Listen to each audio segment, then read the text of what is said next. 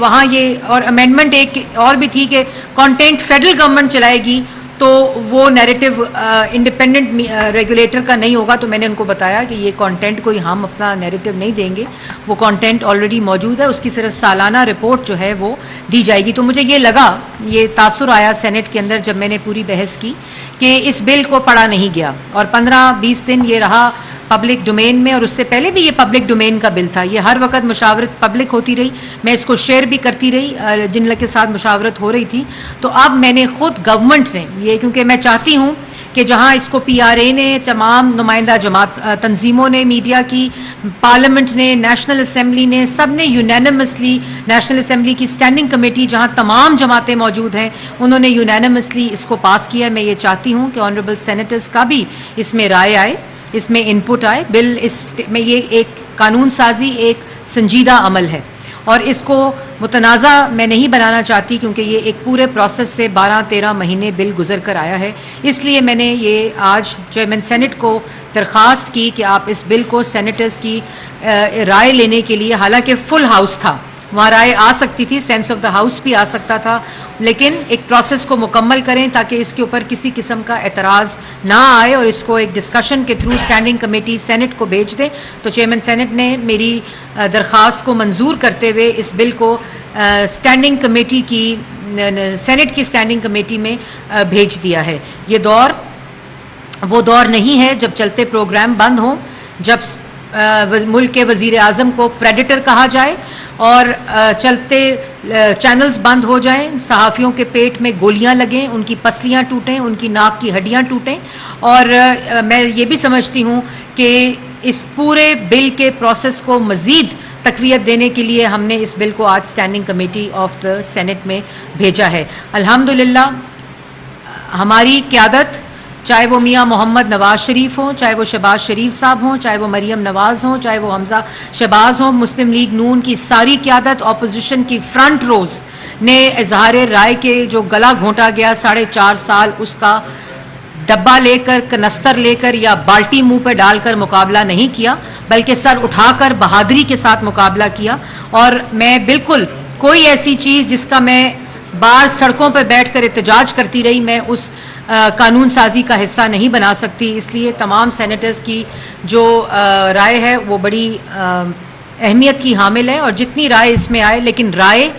Constructive ہونی چاہیے, وہ قانون سازی کو بہتر بنانے کے لیے ہونی چاہیے, برائے مخالفت برائے مخالفت نہیں ہونی چاہیے, کیونکہ یہ ایک سنجیدہ بل ہے جس نے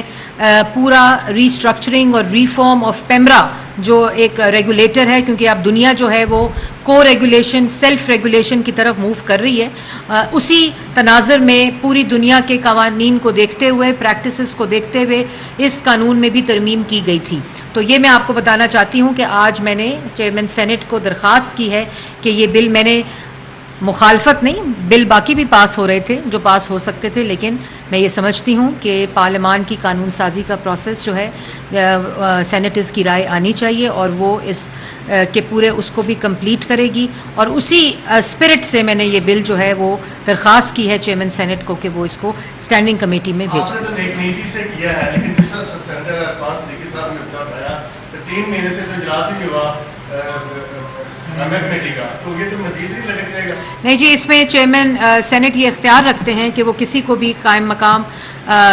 میرا خیال ہے انفارمیشن اسٹینڈنگ کمیٹی کے تو جو سینٹ کے چیئرمین ہیں وہ بھاگے ہوئے, مفرور ہیں, مل نہیں رہے, لاپتہ بھی ہیں, مجھے نہیں پتا کدھر ہیں, کہیں نمودار ہوتے ہیں, کبھی کبھی کہیں آتے ہیں, لیکن یہ بل بڑا امپورٹنٹ ہے, اس میں اس کا کوئی اس میں ڈیلے نہیں ہو سکتا. تو چیئرمین سینٹ یہ اختیار رکھتے ہیں کہ وہ کمیٹی کے ممبرز میں سے, کیونکہ الیکٹڈ ممبرز ہوتے ہیں, ان میں سے کسی کو بھی قائم مقام چیئر اس قانون سازی کے لیے بنا سکتے ہیں. مریم صاحب آپ کا بہت شکریہ, پی آر اے نے بڑی جدوجہد کی کہ, اور اس کے لیے باقاعدہ ہم نے لابنگ کی کہ کارکنوں کے جو تنخواہوں کا مسئلہ ہے وہ کیمرہ کی ڈومین میں آنا چاہیے, اور جو تنخواہیں ادا نہیں کرتے ہیں ان پر پابندیاں لگنی چاہیے. یہ بل جو ہے وہ پچھلے دور میں بھی کوشش کی گئی, لیکن یہ خوش آئند ہے کہ اس دور میں یہ بل منظور ہوتا ہے. لیکن ہمارا ایک مطالبہ پارلیمانی رپورٹرز ایسوسی ایشن کا یہ کیا کہ جہاں دیگر تنظیموں کو آپ نے نمائندگی دی ہے اس بل میں, وہ کہ ووٹنگ رائٹ نہیں دیا, تو پی آر اے کو بھی وہ نمائندگی ملنی چاہیے. جب یہ بل قائمہ کمیٹی کے پاس جا رہا ہے تو کائنڈلی, پہلی بات تو بزاد صاحب آپ نے بڑا اچھا سوال کیا, اور اسی बात को मद्देनज़र रखते हुए क्योंकि आपने PRA ने, जैसे मैंने पहले कहा, कि बड़ी मेरी रहनुमाई की है इस बिल को बनाने में, तो मैं एक बात बता दूं कि ये किसी तंजीम के नाम से इसके अंदर नुमाइंदगी नहीं है। अगर आप कहें कि PBA का नुमाइंदा है तो ऐसा नहीं है, मीडिया रिप्रेजेंटेटिव है। और इसी तरह जो मीडिया वर्कर है या जर्नलिस्ट है वो किसी प्रेस क्लब या किसी नुमाइंदा जमात से, एक ऑर्गेनाइजेशन से नहीं है, बल्कि वो मीडिया वर्कर और मीडिया जर्नलिस्ट रिप्रेजेंटेटिव, उस कानून के अंदर ये वर्ड इस्तेमाल किया गया। तो आपकी नुमाइंदगी वो जो अथॉरिटी काउंसिल ऑफ कंप्लेन है वो उसको जो भी जिससे भी मुतल्लिक ये मामला होगा उसको बुला सकते हैं। ये बिल बड़ा वर्कर को तहफ़्फ़ुज़ देता है, क्या आपको यकीन है कि आपके टेन्योर में इंशाल्लाह ये बिल पास होकर कानून बन जाएगा? देखिए, ये तो मेरी नीयत, मेरा मकसद, जो सेंसरशिप, जो इख्तियार चेयरमैन का जो हमने भुगता है वो मौजूदा जो अपोजिशन है उन्होंने नहीं भुगता। आपको याद होगा कि नवाज शरीफ साहब को चेयरमैन पेमरा कानून ये इजाज़त देता था कि वो नवाज शरीफ साहब की तकरीर को बंद कर सकते हैं, और ये सारी चीज़ें हमने इस प्रोसेस से गुजरे।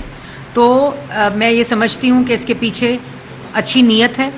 पेमरा की रिस्ट्रक्चरिंग और रिफॉर्म की नीयत है, और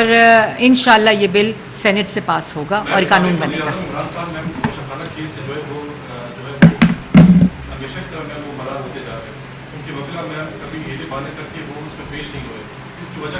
इसकी वजह यह है कि पूछो कि मईशत क्यों बहाल नहीं हुई या मईशत क्यों बदहाली का शिकार है, क्यों महंगाई हुई, क्यों IMF के प्रोग्राम में गए, क्यों सख्त शराइत पर IMF का प्रोग्राम साइन किया, क्यों वायलेट किया, क्यों सस्पेंड कराया, तो जवाब मिलता है मेरे पास अच्छी माशी टीम नहीं थी।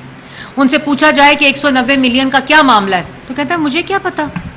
मेरी काबीना से पूछ लें। फिर कहा जाता है कि जी वो तोशाखाना की घड़ी,